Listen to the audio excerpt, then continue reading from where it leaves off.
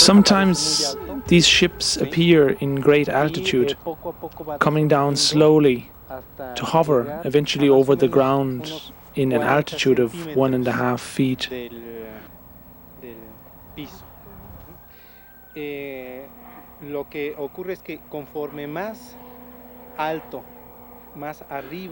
When it is still in great altitude, the movements of the ship are very unstable, but when it hovers over the ground, it is completely static.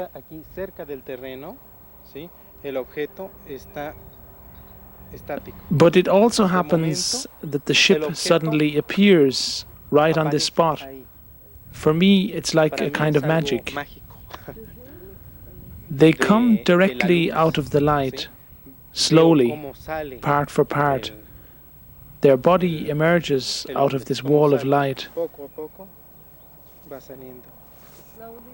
Carlos has been having contacts for the last 18 years, but maybe only in 2 of them I had the consciousness that he was going to have a contact. So I was helping him to get dressed and to be warm so he wouldn't get sick. But in the other times, I didn't have no consciousness. It was like they put some spell on me so I wouldn't wake up, because I'm a mother and mothers always wake up with any small noise. But not anymore. I never notice when he goes to a contact. Twice in this last 18 years, I was aware that Carlos was not in bed. I woke up and he wasn't there. At the beginning, I just said, well, he might have gone to have a contact. So I was okay. I was feeling fine. Didn't you have the temptation to go out? I had never had the temptation to spy on him. Never. Why? I don't know. I am very curious and I really would like to know more about his contacts, but I never felt the need to spy on him.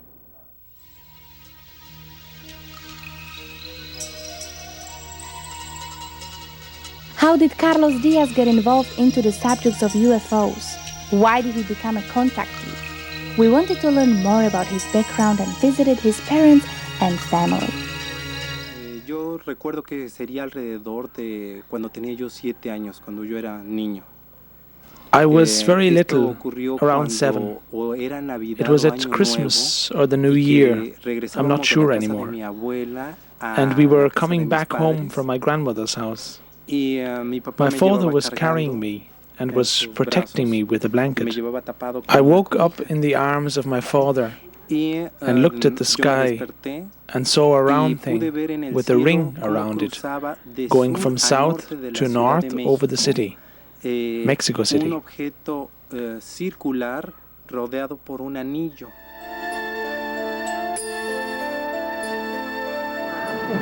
Eso sí, eso siempre. What kind of child was Carlos Diaz? Was he special in any way? ¿Era especial, de alguna manera especial? Sí. Sí. In what way? Era muy como de investigation. Le gustaba la investigación. He always liked investigation. Was he interested in outer space, in UFOs? Estaba interesado en cosas del espacio. Desde pequeño. Desde chiquito. Le pedía a los Santos Reyes un casco de astronauta. He would ask for Christmas an astronaut hat. Sí, le pedía a los Santos Reyes. Y robots y todo. And he would ask for robots. Y veía puras películas de... And he was always looking TV shows from space. Pues porque es una coincidencia que cuando él viene es cuando vemos a los ovnis. Because how come it mustn't be a coincidence that when he comes we can see the UFOs? Como que lo andan buscando. It's like they're looking for Carlos. I think he had contact since he was little without knowing it, and that's why he was so attracted by space. Este incidente ocurrió en el año de 1979. en aquella época vivía en la casa de mis padres y It happened in 1979, very early morning, around 6:20 or 6:30 a.m. I woke up by a strange feeling in my solar plexus. I saw a light reflecting on the wall, and it entered from a small triangular opening the curtain left from the window. I got very curious, and so I got up and looked out of the window to see what was going on. When I opened the curtain very slowly, I saw up in the sky a yellow object, very much in the shape of an egg, which was suspended there. I shared the bedroom with my brother, so I called him immediately and said, "Antonio, Antonio, come and see. There's a UFO." He put his blanket above his head and said, "What? A UFO? I don't want to see a UFO. I want to sleep." So I kept on looking at the object for some moment, and then the object left with a very high speed. The next day I set the alarm clock for the same hour I saw the object that day, and I was waiting that it returns. And indeed I saw the object again, and after a few seconds the object flew away again.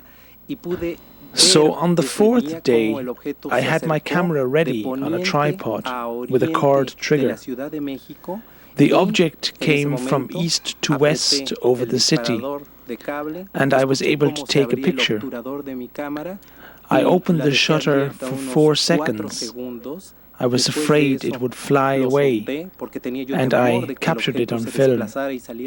I was very glad I did that, to have an evidence in my hands for my brother. Creo que a las 4 de la mañana.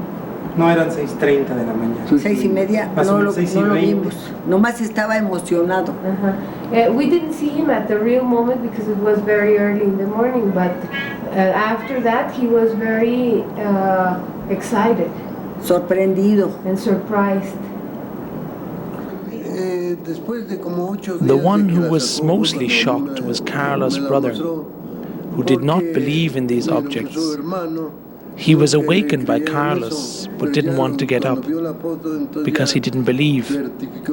So when he saw the picture, he was very surprised. No se quería levantar a verlo, y él sorprendido le decía, mira, mira, ven. No, yo tengo sueño. The films and photos of the so-called ships of light taken by Carlos Diaz are considered by many UFO researchers the best in the world. Others rejected them as being too good to be true. The Mexican optical physicist and computer expert Professor Quesada is convinced that they're real. But this was just one single opinion.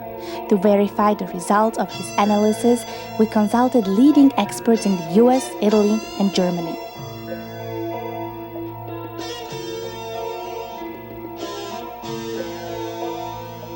The Village Lab in Tempe, Arizona is specialized in image processing and computer-animated special effects for music videos and Hollywood blockbusters.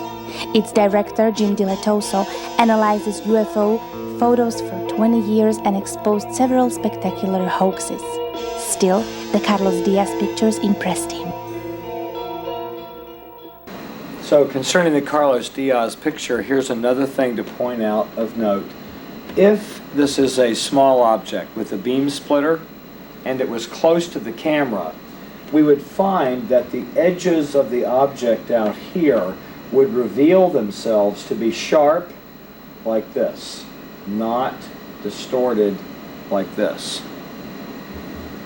No one test is conclusive. You have to take everything together, like going to the doctor, who has blood tests and x-rays and a variety of tests that you put everything together and draw a conclusion. The fact that we have a distortion out here and sharp edges here is one factor that indicates that this is probably not a small model in a beam splitter, or superimposed. This has all the properties of coherent light, not diffuse light, not incandescent light, but coherent light, like a laser. The properties of the direct illumination and the properties of the reflected light are identical, as if the reflected surface did not absorb or diffuse any of the light. That's really strange. That's really strange. It's like the light is coming and bouncing off of that surface as if it's an absolutely precision polished mirror. No absorption or changing in the light characteristics at all. In fact, the brightness is almost identical. These colors are not distorting and blending together. It'd be like having a red laser and a yellow laser right beside each other, and they are not blending, making a new color. In fact,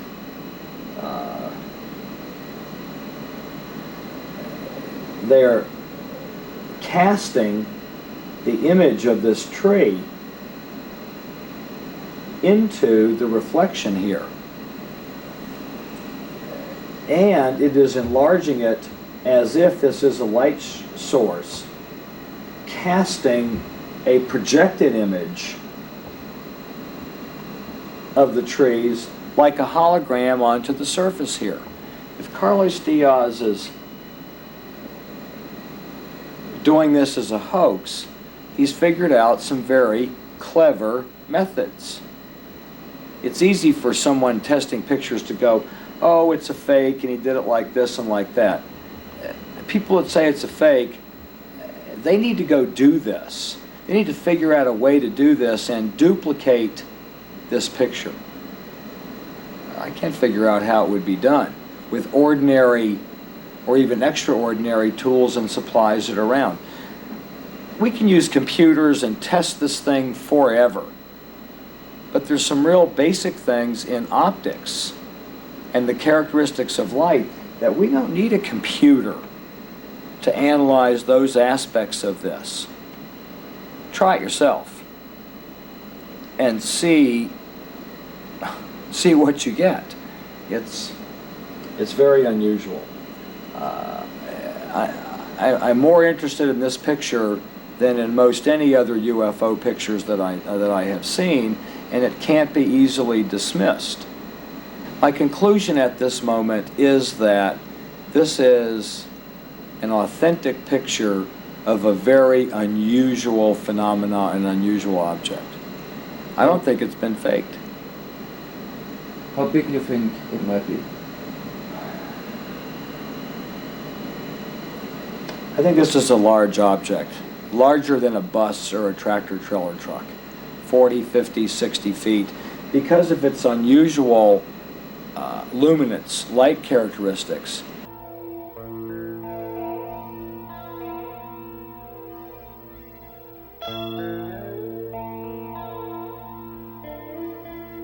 Robert Nathan is considered the father of image processing. He conceived it in the 60s and developed it ever since. He made NASA's Jet Propulsion Lab to the first in the field, the processor for all photos sent to Earth by NASA's both manned and unmanned space missions.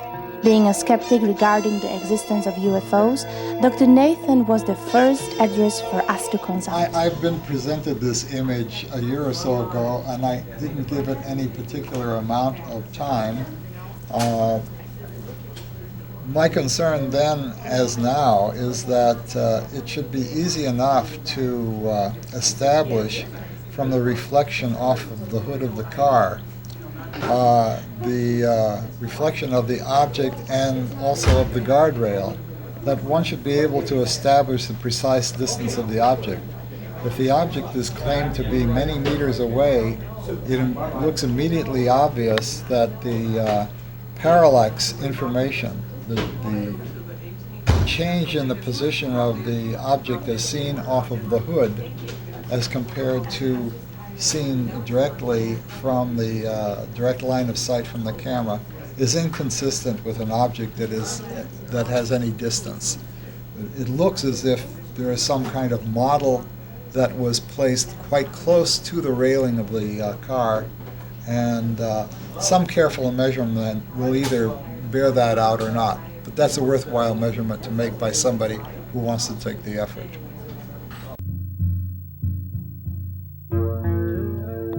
Following Dr. Nathan's recommendations, we asked Diaz to take us to the site where he shot his pictures to verify the landscape details and measure the distances.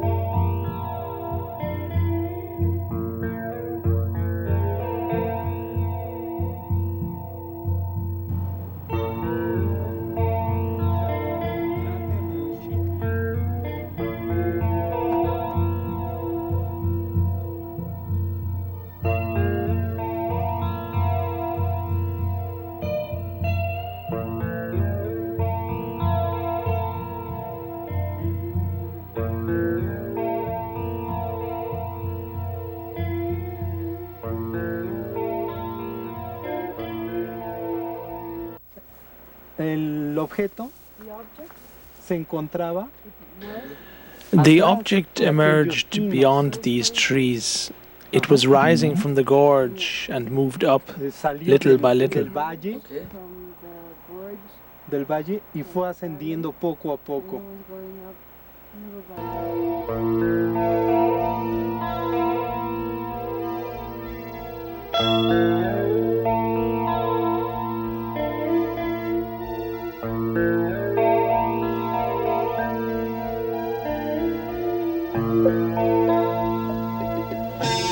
We supplied first-generation copies of the original slides and the acquired data to 3 international experts in Italy, the US, and Germany who were willing to analyze the Diaz photographs and make the calculations recommended by Professor Nathan. Le fotografie di Carlos Diaz sono estremamente interessanti. The photos of Carlos Diaz are highly interesting. I tested 3 of them very carefully. They show a luminous object, red and yellow in color, ascending behind clearly visible reference points, behind a guardrail, bushes and trees, in front of a hill or mountain, in a landscape which it partially illuminates with its orange light. This object is absolutely real. It is not a montage. It is not projected into this scene. To find out if it is a small object close to the camera or a large object in some distance, there is a technique, the method of photodensitometry.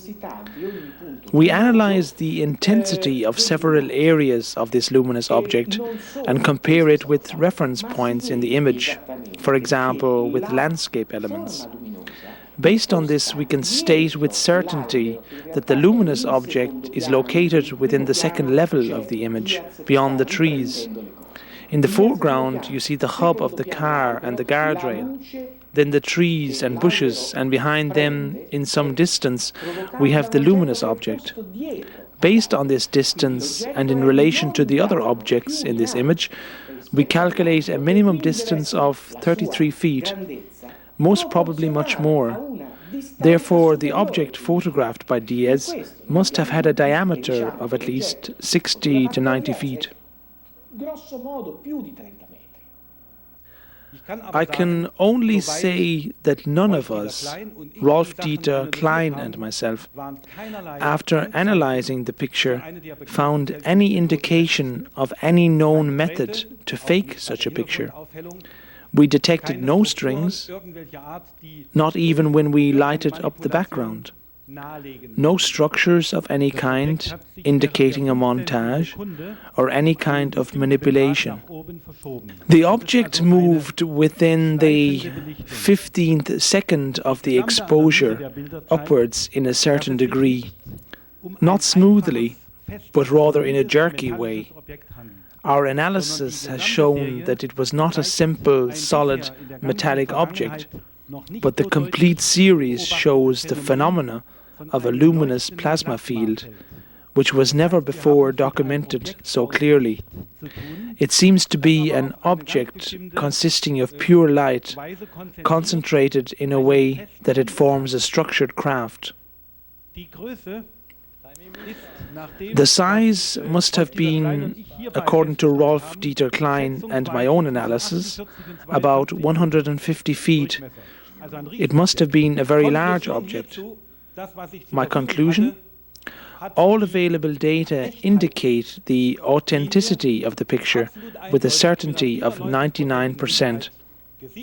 The hypothesis that it might have been a forgery collapsed. I looked at the picture both visually and on my computer quite extensively, and I cannot find anything in the picture that would make me think that it's a faked picture or a small model being photographed or a double exposure or any of the normal ways that pictures like this would be created if it was a artificial creation.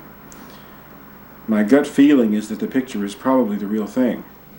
When a small object is photographed and then combined with a picture of trees and bushes, there's always a fringing effect around the edge of the tree branches and so forth that isn't the same as if you're photographing a real object. And I didn't detect any of that fringing that would make me think this was a composite picture.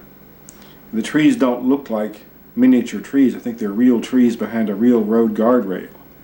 So I think the object itself is the size that it was stated to be and the size it appears to be. I would think the object would be something on the order of roughly 20 meters diameter, something on that size order.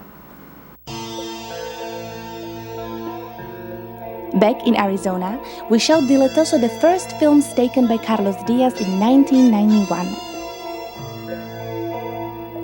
This is a still picture.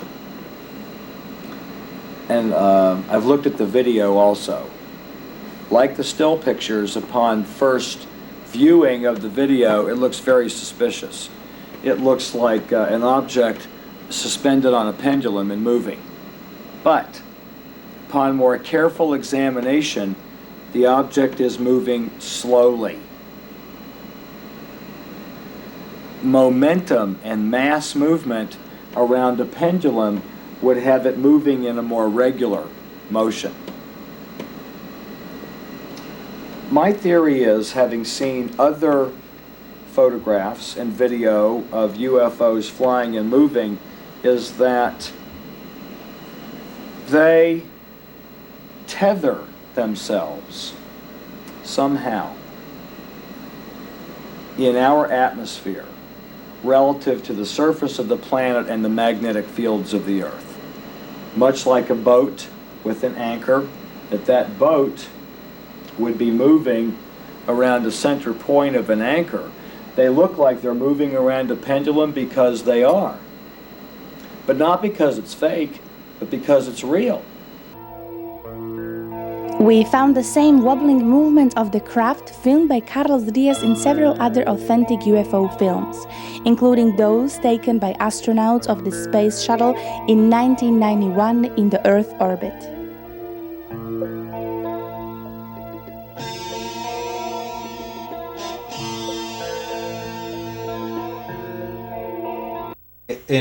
Toman los cinturones naturales de energía del planeta. Because they take the energy belts of the planet. Y por momentos entran a ellos. And sometimes they travel in those belts, but sometimes they jump out of the belts. Y se dejan ir por la energía. And when they're in the belts, they let themselves go, flowing with the energy.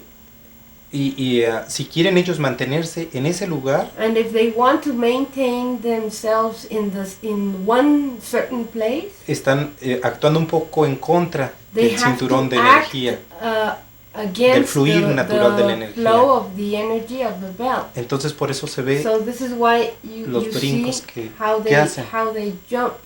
Pero en el momento en que se dejan ir con la corriente. But once they go and flow with the energy, entonces se van a una velocidad Impresionante. Then they travel at a very, very high speed.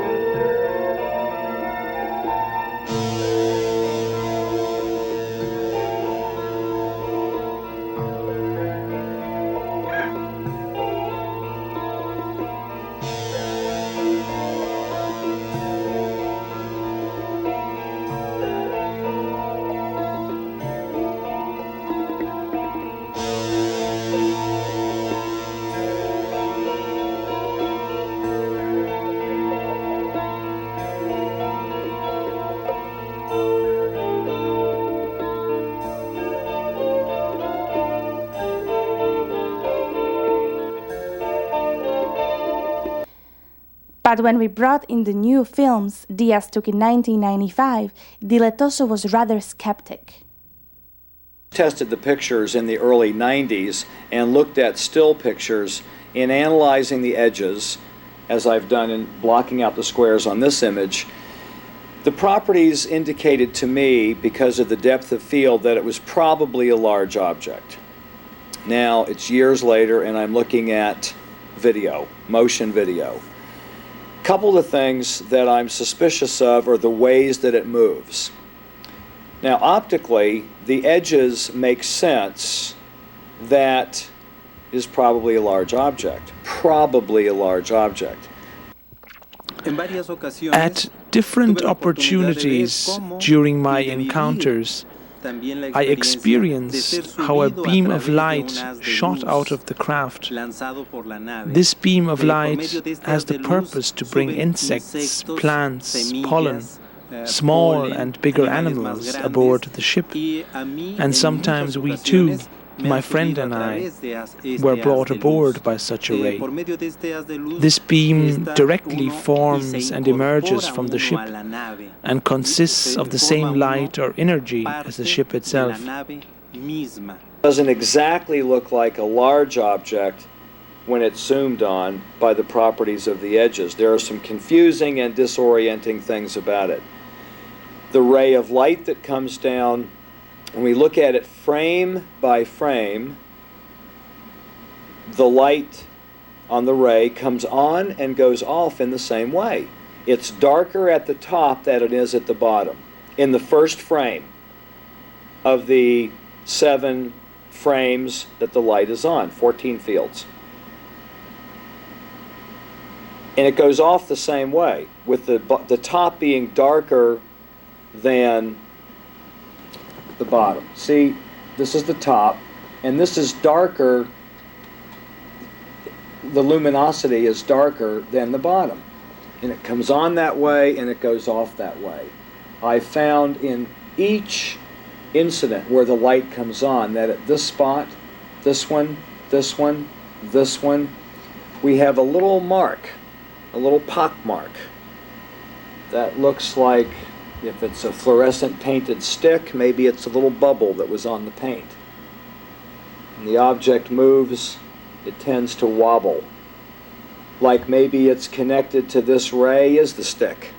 If this were an extraterrestrial spacecraft, it might not be unusual that light can move top to bottom or bottom to top at a speed slower than the speed of light, because the variance is between one frame, a 1/30th of a second. Well, if it was at the speed of light, we wouldn't even see it in a frame. It'd be off and then on. You see what I'm saying? Sure. It'd be absolute black in one frame, and a 1/30th of a second later, the whole frame would be on. Now, the coincidence that we might catch a frame in motion could exist, but for the fact that every single time that the ray comes on, It comes on and goes off identically the same way, with it being the darkest at the top and the brightest at the bottom. Which is curious. So, I'm still trying to understand it. What the expert didn't know is that we already located an eyewitness for the very phenomenon Diaz has filmed. A Tepoztlan taxi driver on a night shift saw exactly the same orange disc when it was shooting rays down to the ground. Forma es ovalada y los colores son unos colores claros entre amarillentos. It was oval-shaped. Its colors were bright, yellow, orange and red. And it was sending a ray down, a flashing ray, several times. It was static, it hovered, but it made slight movements in a vertical direction. Then it suddenly disappeared.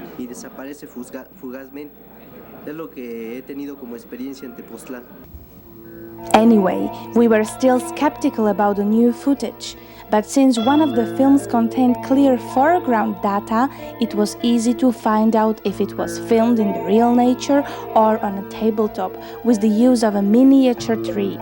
We therefore asked Diaz to take us to the site where he took his film.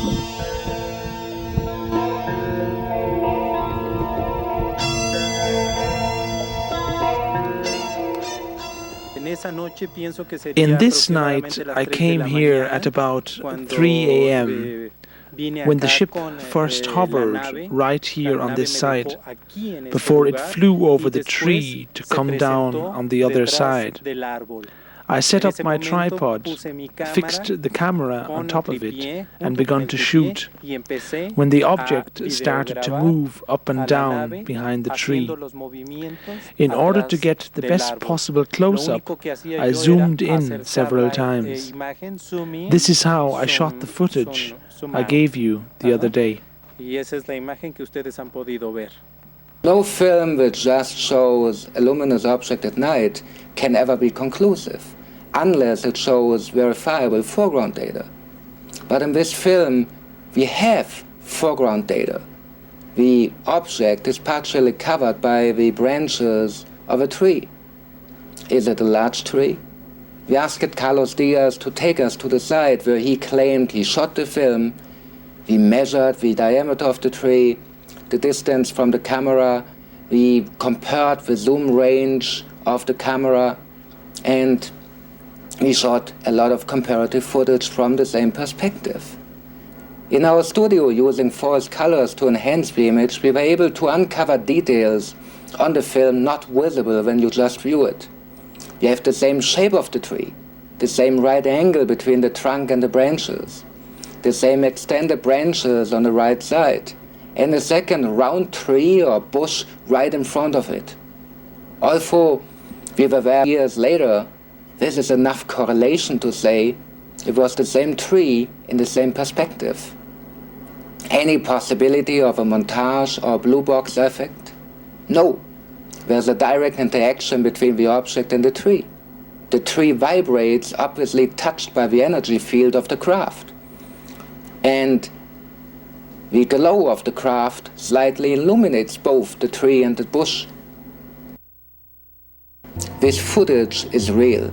It shows a large craft, and it is one of the best UFO films ever taken.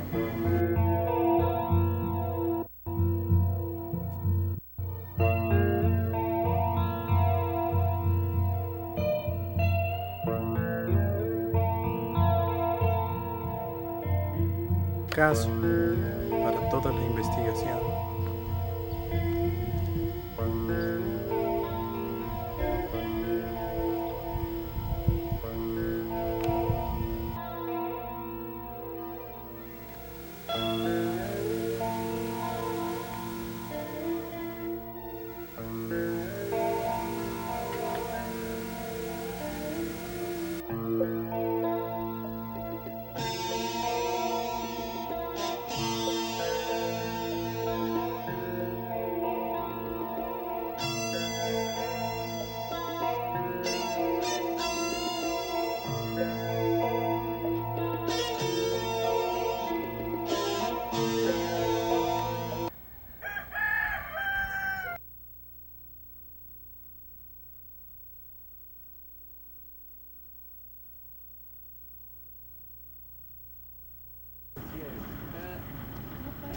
Ja, soweit es geht.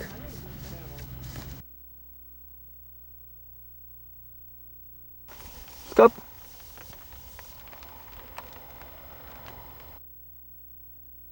After a careful measurement, we found the tree to be 35 feet wide, with a distance of 345 feet from the camera. Therefore, the craft was at least 60 feet in diameter.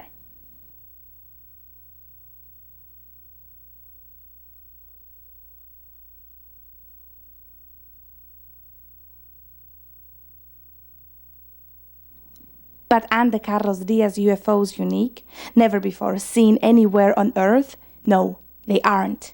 In 1965, Deputy Sheriff Arthur Strauch of St. George, Minnesota, photographed this disc-shaped orange-colored craft in the midst of a wave of sightings. On May the 4th, 1994, a cameraman of the local station TV Roma filmed this craft near Ostia, the ancient harbor of Rome. It was seen by hundreds of witnesses.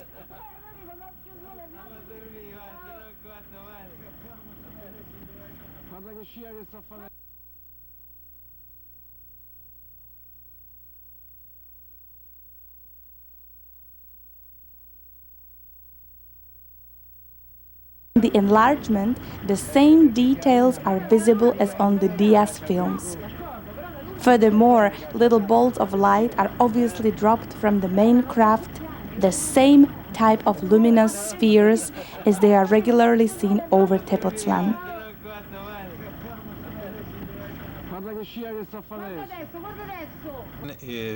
El mismo tipo de energía de la cual están formadas las naves más grandes, pero en estas pueden estar. These spheres of light are made from the same kind of energy the big ship is made of, light energy. Some are unmanned, some have 1 or 2 people aboard. Some of these spheres are white, others blue, others red in color, and they are probes or monitors to study the environment. They explore the different life forms and conditions on Earth, many things. They don't interpret, they just study and collect the data and emotions involved. Since they are energy, nothing can stop them. They can go through anything. They even come out of the rocks.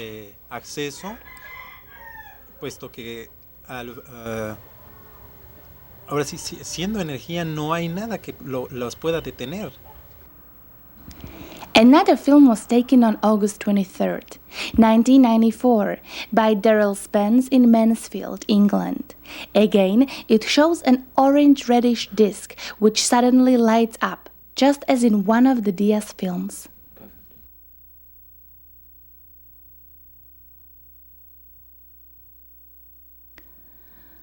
What causes this strange luminosity? We still don't know, but one who might have had an answer was the late Colonel Philip Corso, a member of the National Security Council under President Eisenhower and head of the U.S. Army Foreign Technology Desk. When Colonel Corso saw the Diaz photos, he knew they're real. And he claimed he saw the same type of technology when he coordinated the study of the Roswell wreckage by the U.S. Army Research and Development. What you are seeing here, I told Diaz, is a flying saucer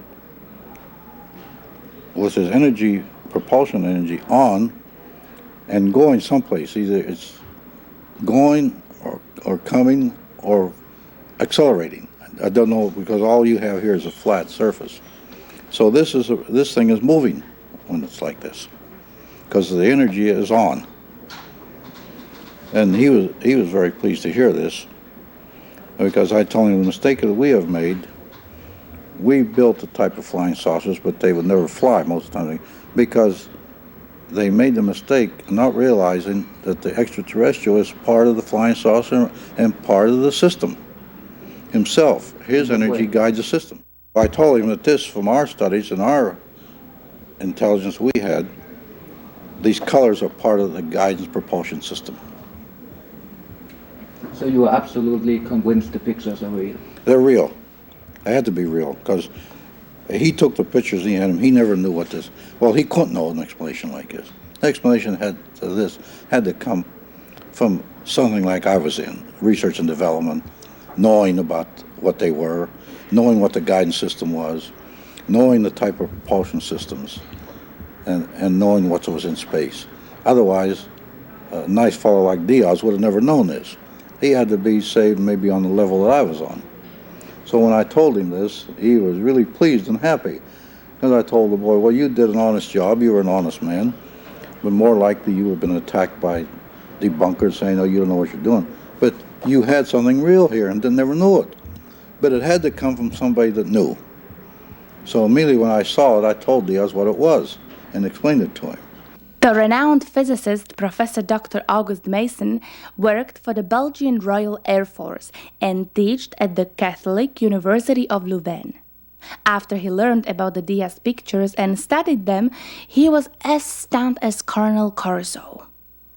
As far as I see, there are no objections against it, and because if it is true, it is very interesting for me as a confrontation with a theory where one expected results of this type. I saw the pictures, and there is something probably very different from what others did, because I developed a theory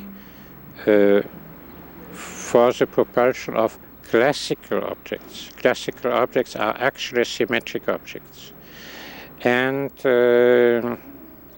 it involves the system of how do they produce electromagnetic waves which surround the object.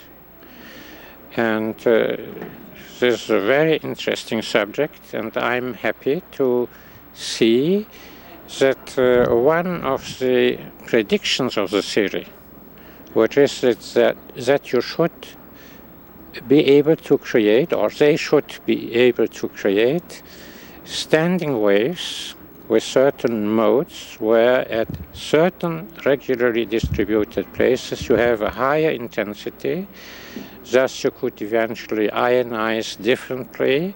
So if this theory is correct, you could expect that somewhere an observation like this will appear. For Professor James Hertog, the Carlos Diaz experience brings together the scientific and spiritual perspectives of the future and delivers a key to an interdimensional physics. Carlos Diaz documents are very important because they show a different category of intelligence, what could be called the bioplasmic form of intelligence that is even beyond the extraterrestrial, which is using metallurgical or physical spacecraft. Here we have seen by computer enhancements of the film actual realities, suggesting that this is a vehicle form that can change its shape, size, geometry in any number of ways.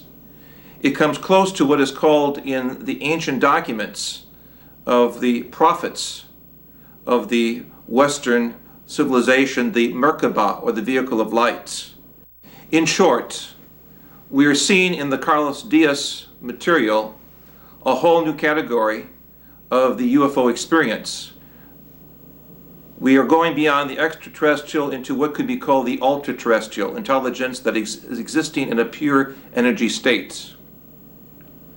We are looking at a vehicle where there's no physical door, but has the opportunity to work with morphological energies that will open up a paraphysical door through which the contactee, in this case Carlos Diaz, will move into the vehicle, pass his physical hand through a body of energy, see no physical participants but feel an omnidirectionality of energy.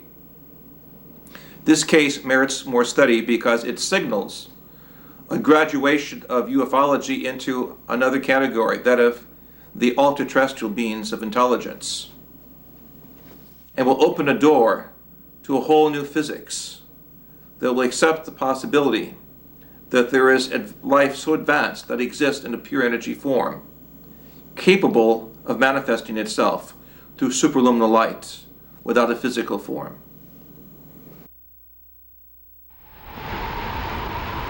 Is the Carlos Diaz ship of light an interdimensional gate? A projection from a parallel universe? An alien spacecraft?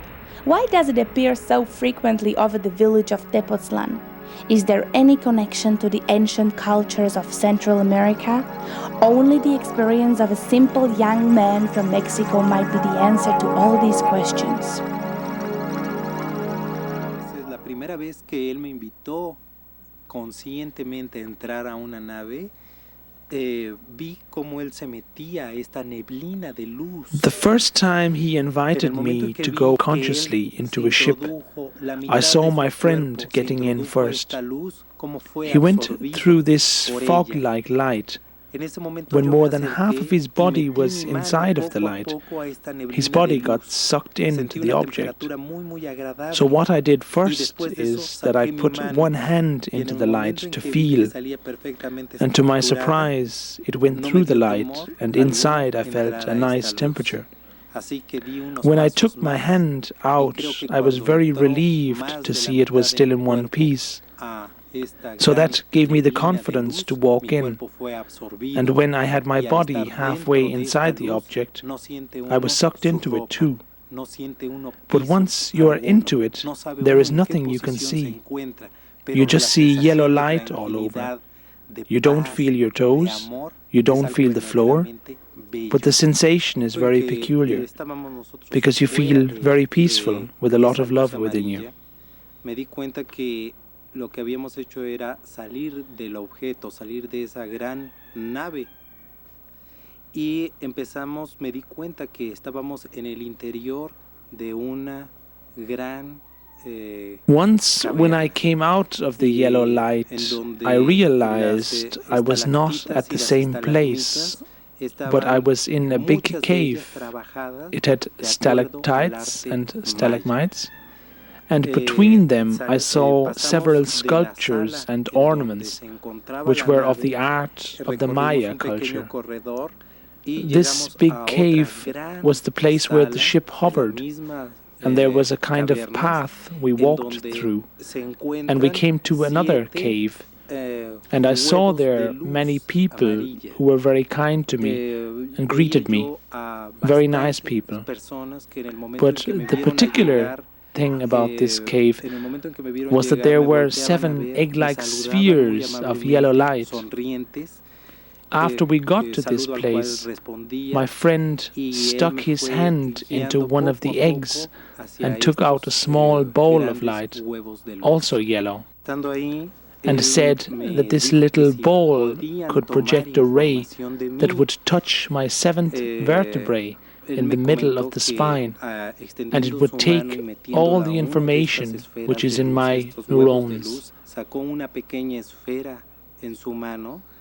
Y me dijo que por medio de esta esfera saldría un haz de luz que me colocarían en la 7ª vértebra cervical o a la mitad de la columna.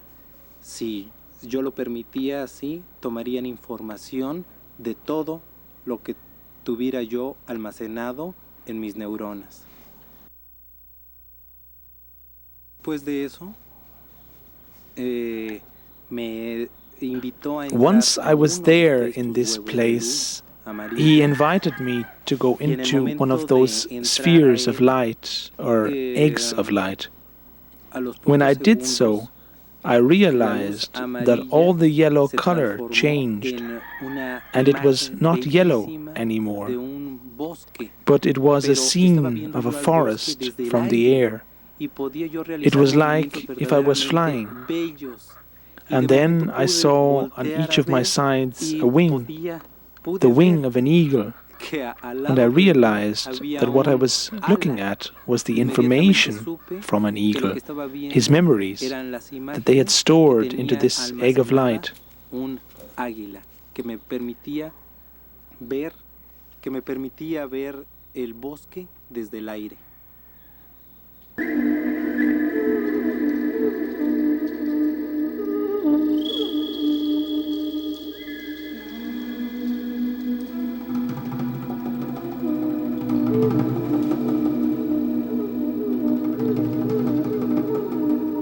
Does Carlos' experience indicate a connection to the ancient culture of the Maya?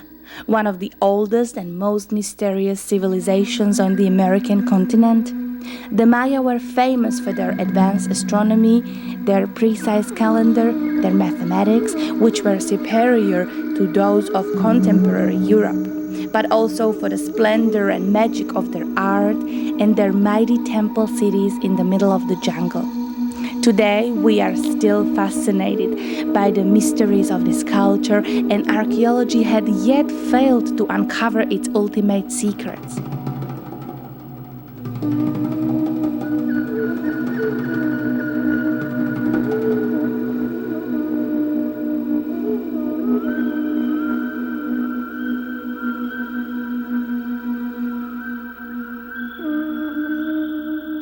Several researchers speculated about a possible extraterrestrial connection.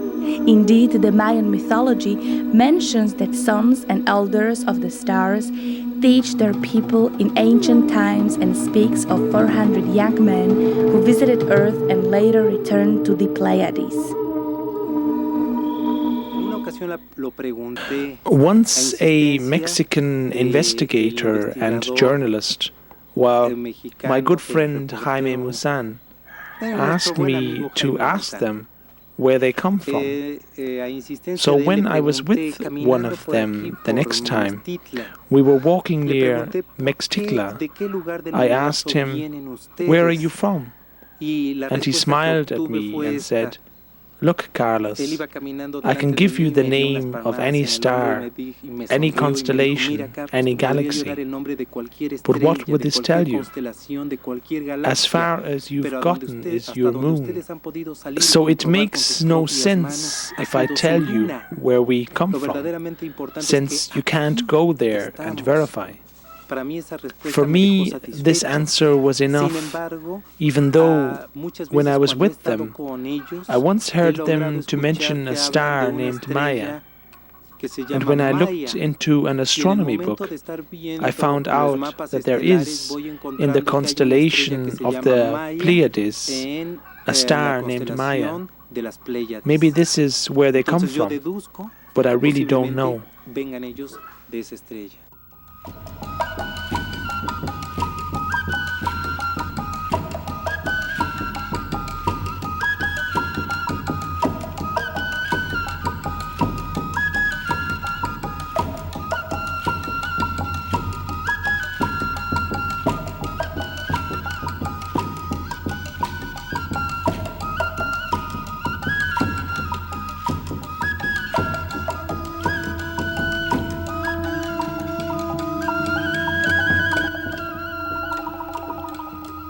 The religion of the Mayas indeed was one which studied the cycles of life, the laws of nature, and the harmony with creation. They celebrated the fertility of the jungle in impressive ceremonies. The Mayan priests and shamans identified themselves and during their rituals became one with animals and plants, with the sacred quetzal bird, the free-flying eagle, the busy ant, the fierce jaguar, or the wise snake. Is it a coincidence that a similar identification with the life forms of Earth in the mystery caves of the X of Life teach Carlos Diaz the necessity to work for a better world, to campaign for a living planet?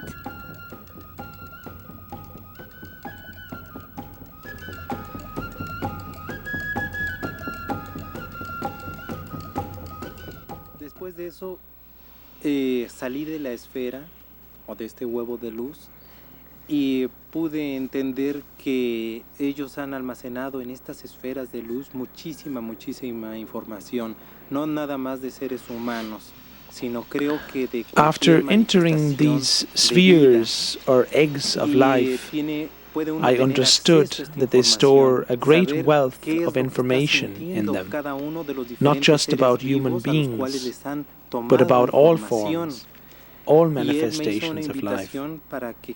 They don't only store images, they also store senses.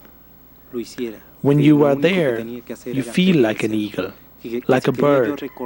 I felt joy, I felt fear, and I have seen many types of environments: the sea, the ice, jungles, What I have learned from this is that every living thing is important for this wonderful planet.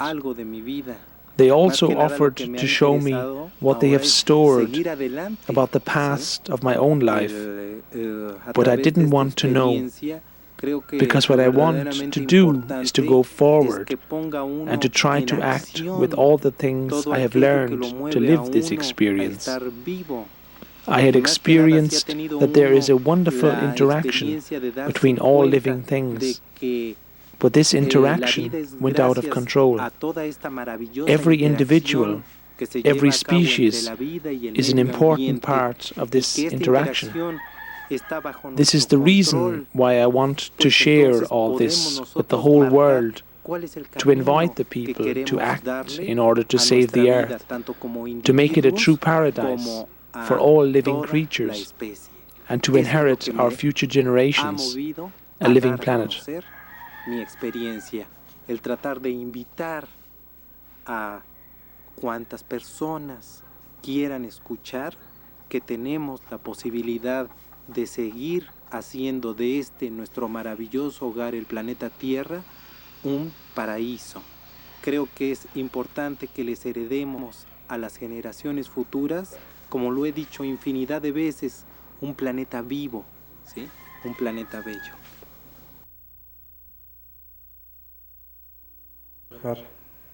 Al campo de fútbol y espero que se presente algo, puesto que la sensación es bellísima, es muy fuerte, y creo que aquí me van a hacer compañía estos dos buenos amigos. Vámonos, chiquitos, vámonos afuera, vénganse, vamos afuera, chiquitos, acompáñenme. A un lado, si no, nos vamos a caer todos. In this night in January of 1998, I woke up feeling this very sensation. It was just after midnight. I got up, grabbed my video camera, turned it on, and left the house. I walked the short way to the football field next to my house, followed by my two dogs. I waited out there in the midst of the football field, the camera still running. Since I had nothing better to do, I filmed some stars and the moon as points of reference, and you can see that in the video. Únicamente luz amarilla. Después de unos cuantos segundos me encuentro fuera de esta luz y es cuando tengo conciencia de que me encuentro dentro de la caverna y a sea of light, yellow light all over. Seconds later, I found myself inside of a very big, dark cave. In some distance, a ship appeared and disappeared again and again. Just above one great polished rock, nearly circular, on which an encarved image was clearly visible, a triangle surrounded by three circles.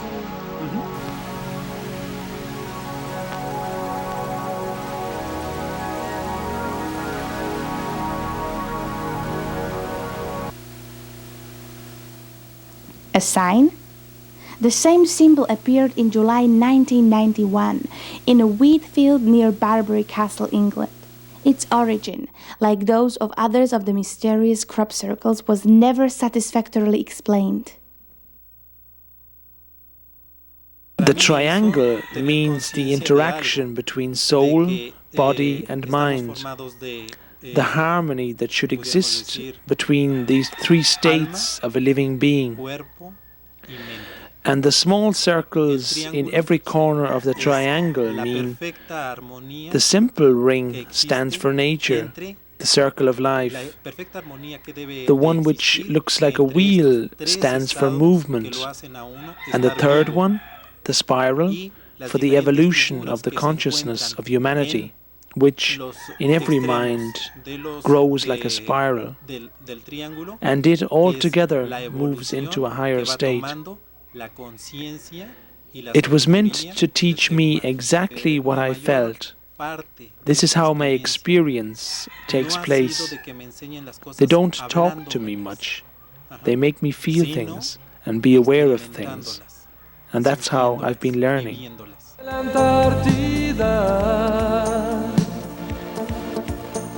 Pero no azul de destrucción, de bosques que han muerto de inanición, por desechos de mercurio, de fundición. Blanco como garza cuando cruza los pantanos y blanco como espuma de las olas y la luna, blanco como estrellas que se pierden en la inmensidad, pero no blanco de destrucción, de detergentes y polución. Cuántas cosas vemos sin solución. Salvemos la tierra de todos nuestros errores. Limpiemos el aire, amemos las plantas y los animales. La madre tierra es la casa en la que todos vivimos. ¿A dónde nos cambiaremos si ella nos falta y queremos vivir?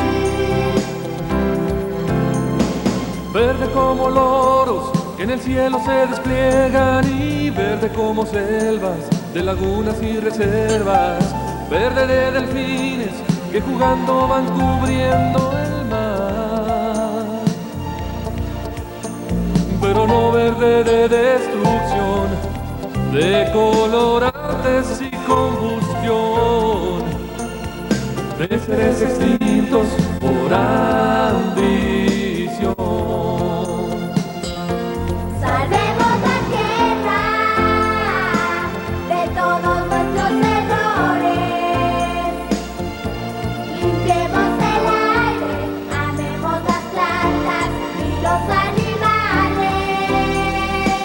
La madre tierra es la casa en la que todos vivimos. ¿A dónde nos cambiaremos si ella nos falta y queremos? Estamos viviendo un momento realmente histórico para la especie humana. Creo que tenemos que We tomar are plena going conciencia through a de que el very futuro important del state planeta in the está en human nuestras history. manos. We have to Ya realize que en este that the momento, future of sí, us and our el planet planeta, is ajá, in our hands. está bajo The world is in the ahora sí, hands el mando of a de una criatura que tiene species la capacidad which is de very crear, creative. de crear cambios We must make the verdaderamente changes grandes, with this verdaderamente importantes. creativity. Ahora, esta We are creatividad already está going provocando through grandes many transformations.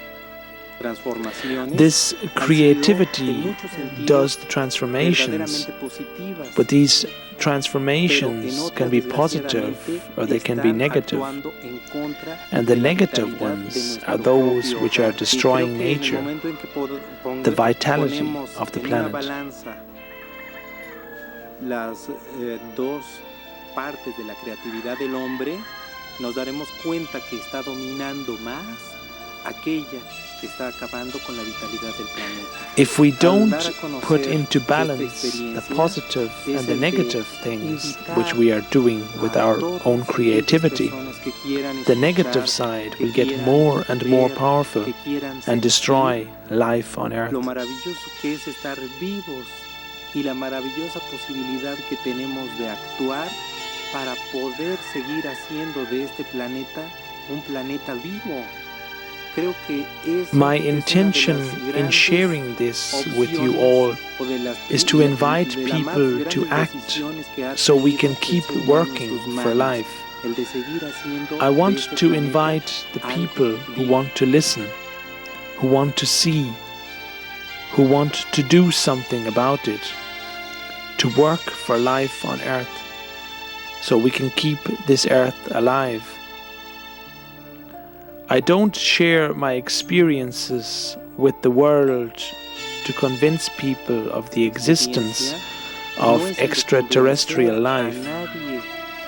But this experience has made me aware of the wonderful home we have. And I do believe that if we learn to respect and love life, the encounter with them will be inevitable. A amar y a respetar la vida, el encuentro con ellos es inevitable. Indeed, it seems that the valley of Tepoztlan, a land considered sacred by its inhabitants even today, is like the eye of a hurricane, an island of peace between man and the nature.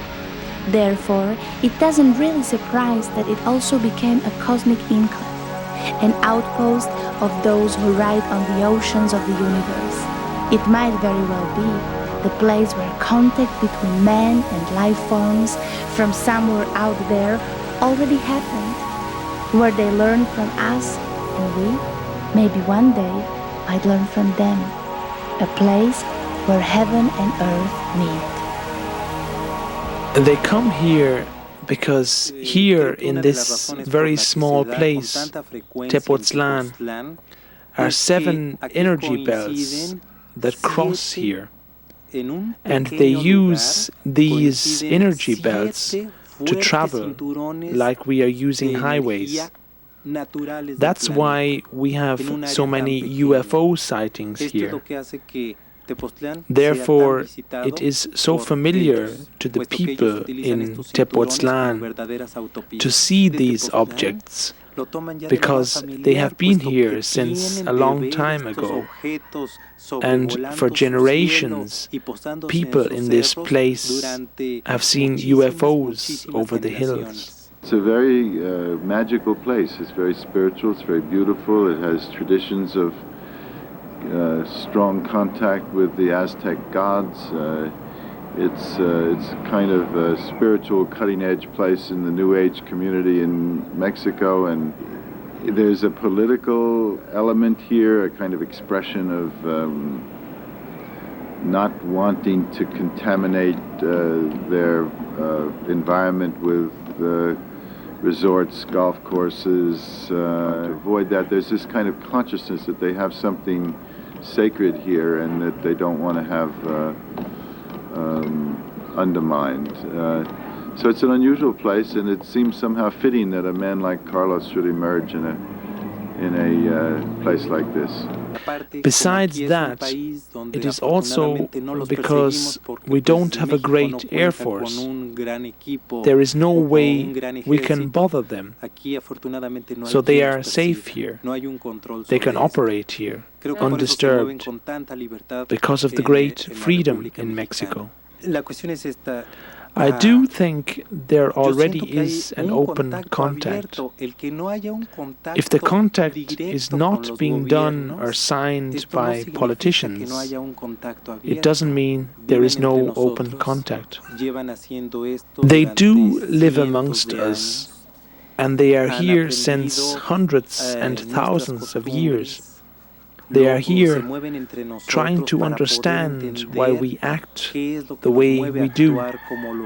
They have learned many things from us. They even admire us as a species, because they say that we have evolved faster than they did as a civilization.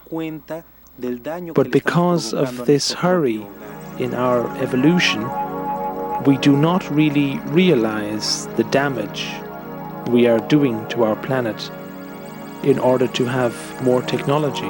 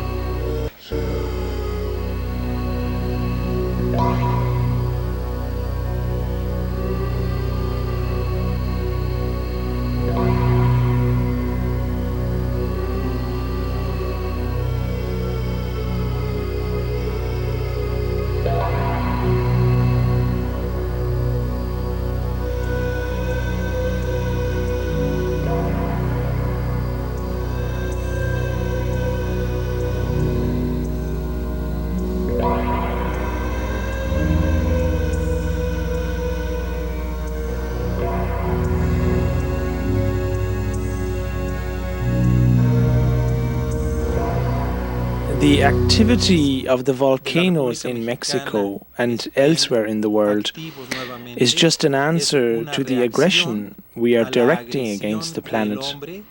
All these nuclear tests have been done in so many countries, and now there's the answer to it, the volcanic activity which liberates the energy here in Mexico and all over the world. From 1991 up until now, many people have been reporting around the volcano activity of UFOs. And what is really interesting is that this activity, it seems to be related to the activity of this very dangerous volcano. Many volcanologists think that this is the most dangerous volcano in the world because of its history and because there are so many people living very nearby this volcano. They were fleets with 5, 7, 10, 12 objects. We have even some pictures of that which prove very clearly that is true. Many other people say that these objects have descent close to the volcano and they have seen even extraterrestrials close to the chips. The sightings, every time we're going to have activity of the volcano increase. For example, as I said, in 1991-92, we found out that the volcano was active because there was so much activity. Then we have a lot of activity after the middle part of 1994. By the end of 94, we were predicting probably some possibility of eruption, and this happened on December 21st, 1994. And then on September 18th, 1998, we were in Puebla and we had many reports of many witnesses of 7 objects flying very close to the volcano, and we predicted new activity and new big eruptions. And from November 19th, 1998, we are living a new stage. We think is the final stage of this very dangerous volcano. This mountain could blow up, killing hundreds of thousands of people. It could become the biggest disaster ever in human history. Es dar a conocer la experiencia vivida por Carlos Díaz durante 19 años con estos seres llamados luz. The purpose of the center is to make the material and message of Carlos Díaz available. Material which has been collected for over 18 years now and has been verified by experts and scientists from all over the world. But it is also to help people which have seen for the first time a UFO, like me, as I was very shocked when I saw a UFO for the first time. The center wants to explain this reality to the people. Una necesidad o una inquietud que no se puede comentar con cualquier persona, las cuales no han tenido un acercamiento o un avistamiento de esta índole. Entonces, este centro va a recibir a todo ese tipo de gentes que necesiten de alguna explicación para poder hacer descansar a su mente de ese impacto que reciben la primera vez que ven un objeto no identificado. Afortunadamente hemos podido establecer una The center, the organization we are beginning to open, will let people know about the reality of the UFOs and help in the preservation of life on Earth. E invitar a la gente a actuar como ellos han aprendido a hacerlo en favor de la preservación de la vida.